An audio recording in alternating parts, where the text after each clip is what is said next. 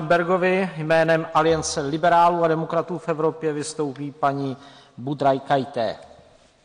Máte dvě...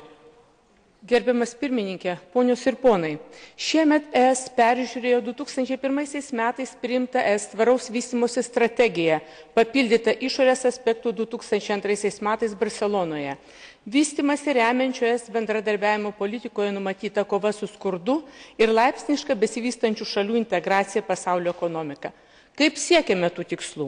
Norime besivystančių šalių ekonomikos augimo, aplinkos apsaugos, šiluminio efekto mažinimo, o ką darome? Toksinių medžiagų tarša Dramblio kaulo krante sukėlė sveikatos sutrikimų 85 000 žmonių, 8 žmonės mirė. Toksinės medžiagas tanklaiviu iš Amsterdamo išgabeno Nyderlandų kompanija Tarifuga bei HRBV. Amsterdame buvo žinoma apie toksinės medžiagas, tačiau dėl brangumo jas utilizuoti Europoje buvo pasirinktas pigus variantas Dramblio kaulo krante. Daugelis Afrikos šalių neturi aplinkos apsaugos nuo pavojingų atliekų teisinio reglamentavimo. Nigerijoje kaupiami panaudoti kompiuteriai, radioaktyvios atliekos laidojamos Somalija, chloras Kamerūne. Nežiūrint to, kad ES 94 metais ir 97 metais yra priėmusi reglamentus draudžiančius atliekų eksportą.